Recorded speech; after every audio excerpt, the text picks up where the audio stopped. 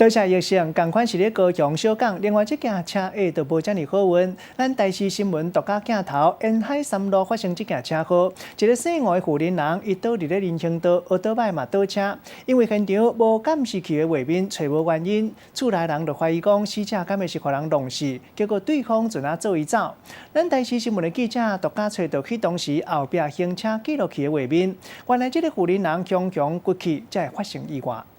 我的妈妈在前面的路口发生了死亡车祸，肇事原因还是不明。死者的家属徛伫咧路口，一直咧呼叫。原来伊的妈妈进前因为车祸来过身，但肇事原因不明，嘛互做囝儿逝世无法度接受。即马嘛只好抱着一点仔希望好心的人会当来斗相共。希望哪一天有路过经过的朋友能够提供影片。 死亡车祸的发生地点，由于该路段并没有装设监视器，也因此让案情一度是陷入了焦灼。但随着现在路过车辆的行车记录器拍下，也让整起的事故过程曝了光。穿着胶仔色衫的查某人徛着乌托摆徛伫咧机车道，但是后一秒车链啊，敢若是缀着物件，雄雄就连人挂车摔出去。遮尔惊人的画面，搁再来看一摆，这个查某人来到路口，乌托摆雄雄失去控制出去，规个人重重摔伫咧人行道，头搁弄着路边的树啊，这嘛是伊最后的身影。伤者头部啊可能有撞击到，可能是造成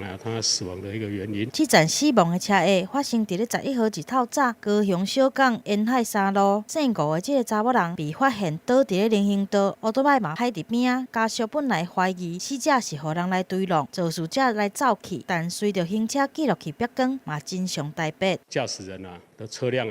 初步排除没有其他车辆擦撞。到底死者的乌托摆失去控制出去的原因是安怎？警方阁会进一步来调查，但随着行车记录器曝光，确定死者无互人弄，即马干那希望家属会当节哀，互死者会当安心去。记者综合报道。